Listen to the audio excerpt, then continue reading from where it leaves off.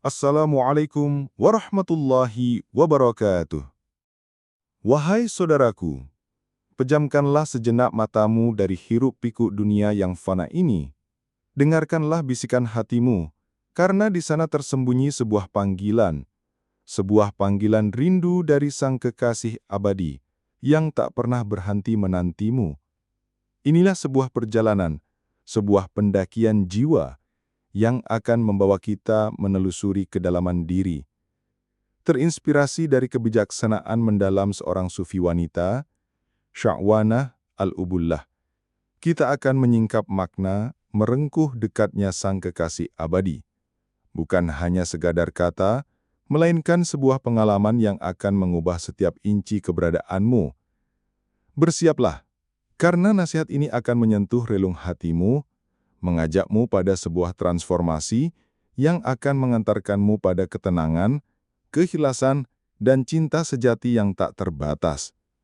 Mari, kita mulai perjalanan ini bersama. Namun sebelumnya, tuliskan sholawat Nabi di kolom komentar agar menjadi saksi kecintaan kita kepada beliau kelak di akhirat. Di kedalaman jiwa, setiap insan, tersembunyi sebuah bisikan lembut, panggilan rindu dari Sang Kekasih abadi. Ini bukan suara yang terdengar telinga, melainkan getaran spiritual dalam sanubari. Sebuah kerinduan mendalam untuk kembali menyatu dengan sumber segala cinta dan kedamaian. Syahwanah Al-Ubullah, seorang sufi wanita yang kebijaksanaannya mengalir jernih, mengajarkan bahwa kedekatan ilahi tidak dicari di luar, melainkan di ruang hati yang paling dalam. Panggilan ini adalah titik tolak perjalanan tasawuf, seringkali tak disadari, namun hadir dalam setiap hembusan nafas. Seperti anak yang merindukan ibunya, jiwa kita merindukan kehadirannya. Kerinduan ini adalah kekuatan pendorong, motor yang akan membawa kita meniti jalan cinta. Syahwanah mengingatkan bahwa setiap gejolak rindu, setiap tetes air mata kerinduan, adalah tanda kita di jalur yang benar. Isyarat hati yang mulai membersihkan diri dari karat duniawi, persiapan untuk menerima cahaya ilahi. Bagaimana kita mengenali panggilan ini di tengah riuhnya hidup? Syahwanah menunjukkan ia kerap muncul dalam momen keheningan, saat kita merasa kosong di tengah keramaian, mencari makna di balik fata morgana dunia. Ia bisa hadir dalam kesedihan mendalam yang memaksa kita merenung, atau dalam kebahagiaan meluap yang membuat kita bersyukur. Panggilan ini personal dan unik, tidak menghakimi, hanya mengundang. Seperti embun pagi, ia menyegarkan jiwa yang dahaga, membangkitkan kesadaran akan keberadaannya yang meliputi segalanya. Ia adalah undangan untuk hubungan paling otentik antara hamba dan kekasihnya.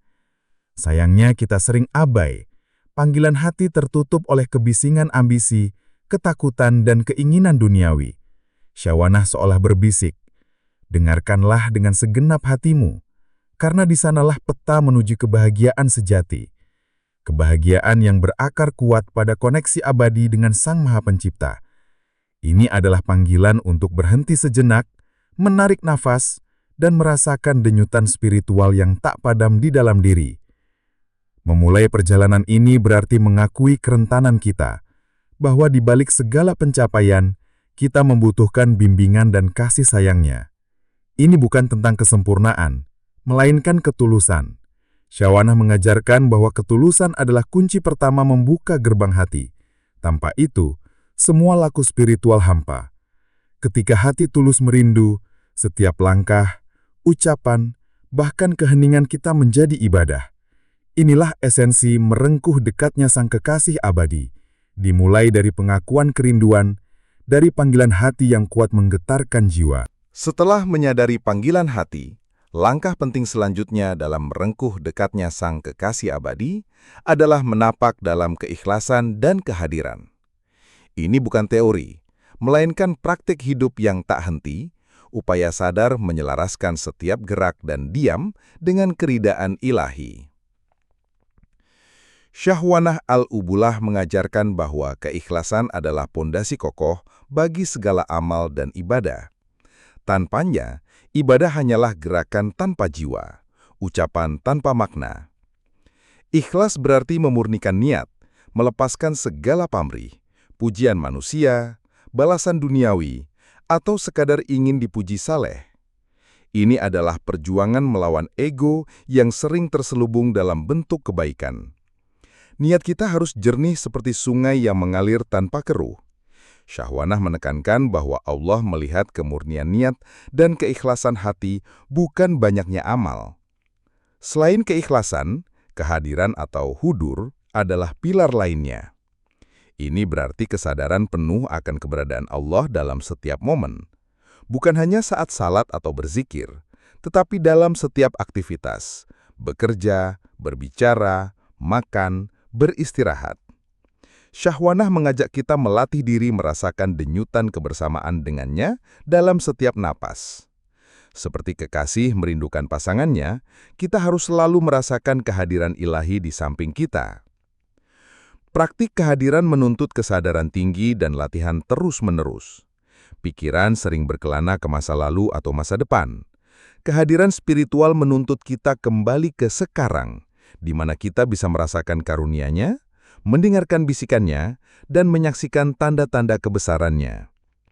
Ini adalah latihan melihat dengan mata hati, yang mampu menembus tirai kasat mata dan merasakan kehadiran tak terbatas. Syahwanah berpesan, jika ingin dekat dengannya, hadirlah sepenuhnya dalam setiap detik. Dia selalu hadir untukmu. Melangkah dalam keikhlasan dan kehadiran juga berarti menyerahkan segala urusan kepadanya dengan sepenuh hati. Setelah berikhtiar, hasilnya diserahkan kepada kehendaknya. Ini bentuk kepercayaan total pada kebijaksanaan dan kasih sayangnya. Tawakal bukan pasrah tanpa usaha, melainkan keyakinan bahwa Allah akan memberi yang terbaik.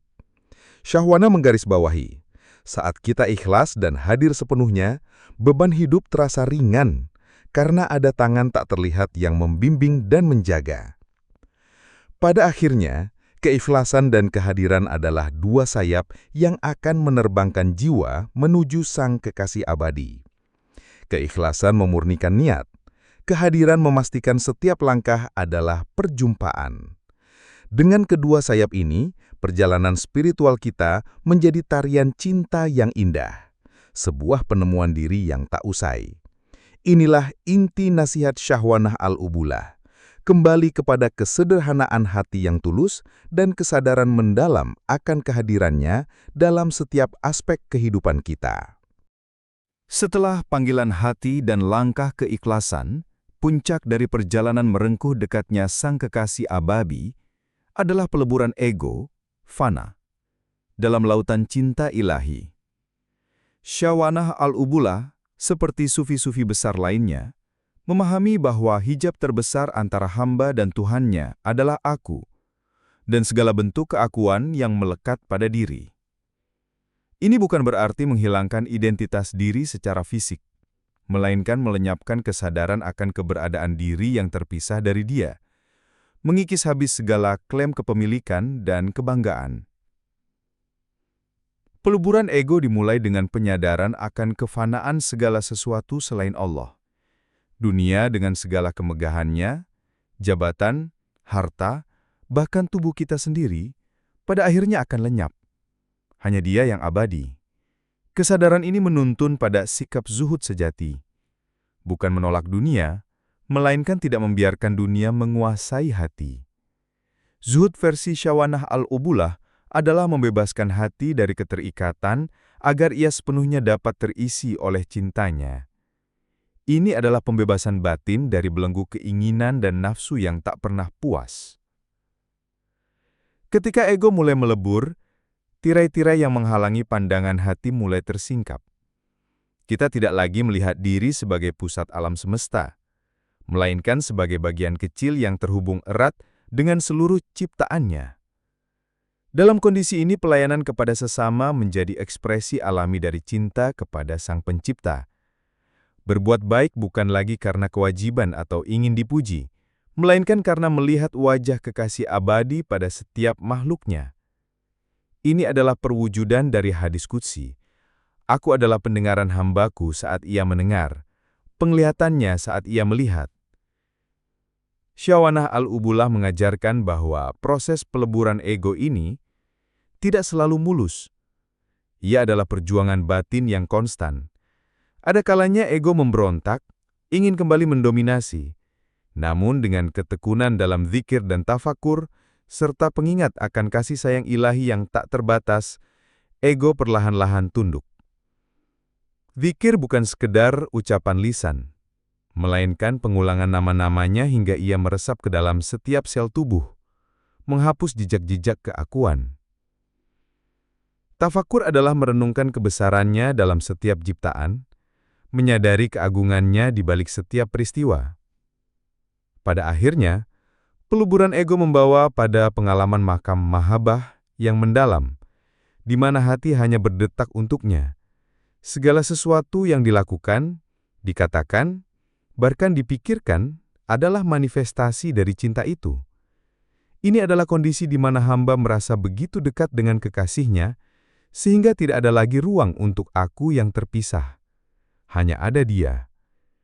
Inilah inti dari merengkuh dekatnya sang kekasih abadi, menurut Syawanah Al-Ubullah, menghilangkan batas-batas palsu yang diciptakan ego, dan menyatukan diri dalam lautan kasihnya yang tak bertepi. Setelah melalui panggilan hati, langkah keikhlasan dan peleburan ego, puncaknya adalah memetik buah dari kedekatan yang hakiki dengan sang kekasih abadi. Ini adalah babak di mana seorang salik, penempuh jalan spiritual, mulai merasakan langsung dampak transformatif dari perjalanannya. Syawanah Al-Ubullah mengisyaratkan bahwa buah dari kedekatan ini bukanlah sesuatu yang abstrak, melainkan manifestasi nyata dalam kehidupan sehari-hari dan kebahagiaan yang mendalam. Salah satu buah terpenting adalah ketenangan atau sakinah batin yang tak tergoyahkan. Di tengah badai kehidupan, hati tetap berlabuh pada Dia yang Maha Kuasa. Kekhawatiran lenyap digantikan oleh kepercayaan penuh atas takdir dan kebijaksanaan ilahi.